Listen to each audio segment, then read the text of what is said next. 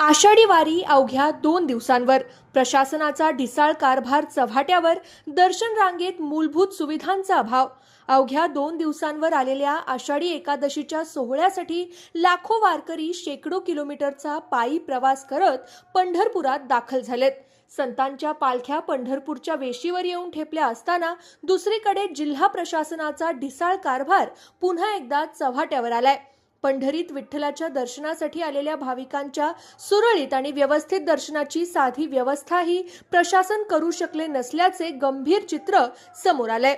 यंदा विठ्ठल रुक्मिणीच्या दर्शनासाठी लागलेली रांग थेट गोपाळपूरच्या स्वेरी कॉलेजच्याही पुढे निघून गेलीये.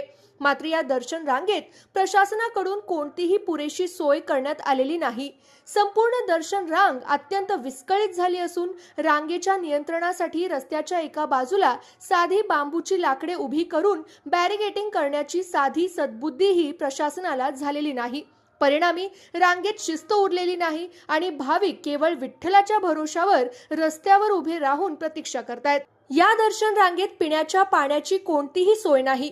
तसेच महिला आणि पुरुष वारकऱ्यांसाठी तात्पुरत्या वॉशरूमची व्यवस्था न केल्यामुळे भाविकांचे, विशेषतः महिला, ज्येष्ठ नागरिक आणि बालकांचे अतोनात हाल होत आहेत.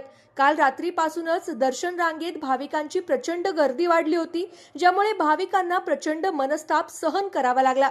आज पालख्या पंढरपूर जवळ आल्यानंतर ही गर्दी आणखी कैक पटीने वाढण्याची दाट शक्यता आहे. असं असतानाही प्रशासनाने या गंभीर परिस्थितीकडे पूर्णपणे कानाडोळा केलाय.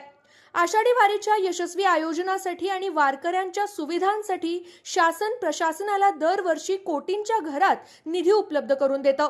मात्र या मोठ्या निधीतून वारीचा सर्वात महत्त्वाचा आणि प्राथमिक भाग असणारी दर्शन रांग व्यवस्थित उभी करणे आणि तेथे मूलभूत सुविधा पुरवणे प्रशासनाला जमलेलं नाही. हे वारकरी वर्गाकडून अत्यंत दुर्दैवी मानलं जातंय. पायाभूत सुविधांविना तासनतास रांगेत उभं राहावं लागत असल्याने विठ्ठल भक्तांमध्ये प्रशासनाविषयी तीव्र संताप उसळला असून आता तरी प्रशासनाला जाग येणार का, असा संतप्त सवाल उपस्थित केला जातोय.